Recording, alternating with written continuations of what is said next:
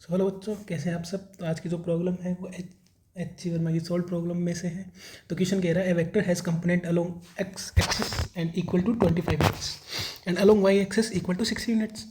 Find the magnitude and the direction of the vector.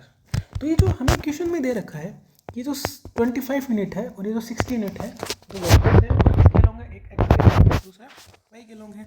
तो हमने यहाँ से ड्रा कर लिया कि ये एक्स एक्सिस होती है, ये वाई होती है स्टैंडर्ड, ठीक है।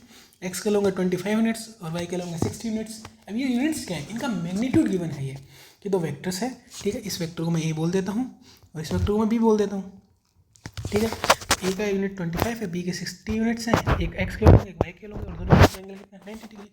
और जब भी दो वेक्टर्स हो उनके बीच में अगर नेट तुम्हें नेट निकालना उन वेक्टर्स का और उन वेक्टर्स का क्या गिवन हो, मैग्नीट्यूड गिवन हो, तो हमारे पास फॉर्मूला होता है A square plus B square plus 2ab cos theta. A and B क्या है यहाँ पे, तुम्हारे दोनों वेक्टर्स के मैग्नीट्यूड, ठीक है। तो यहाँ पे ए की वैल्यू है 25 का होल स्क्वायर, बी की वैल्यू है 60 तो 60 का whole square plus 2ab cos theta मतलब cos 0 degree, sorry cos 90 degree, okay.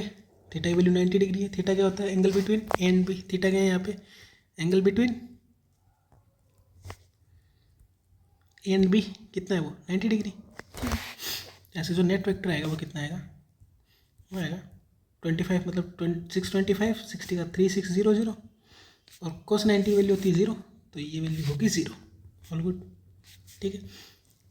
और ये n आ जाएगा तुम्हारा 25214, ठीक है। और ये जब रूट आप सॉल्व करेंगे तो आएगा 55 यूनिट्स। तो इसका जो नेट मैग्नीट्यूड है वो कितना है 65 यूनिट्स।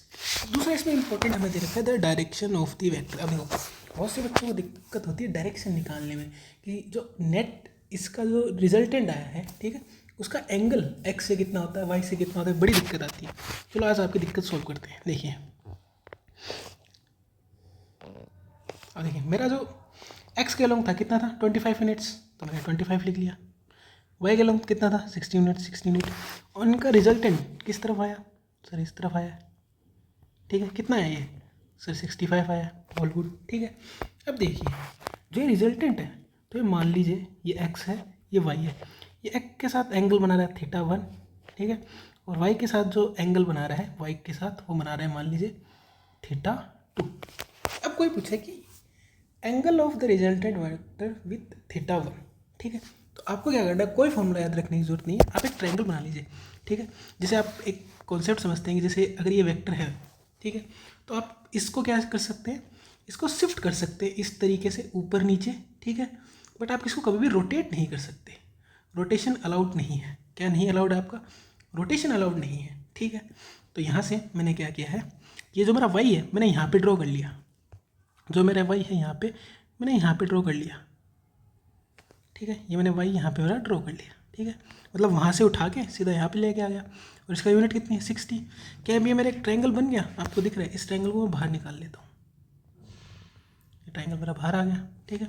ये 60 है, ये नीचे 25 है, ये 65 है, ठीक है। और ये एंगल थीटा है, थीटा 1 है। अब कोई पूछे कि एंगल विथ एक्स एक्सिस, ठीक है, थीटा क्या है,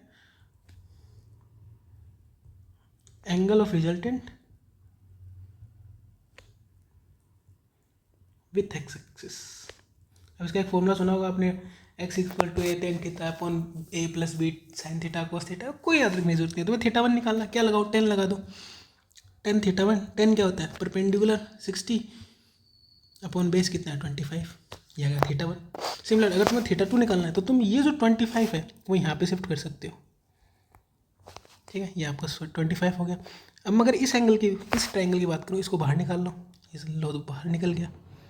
अब तुम्हें थीटा 2 चाहिए, ये 60 है, ये 25 है और ये कितना है 65।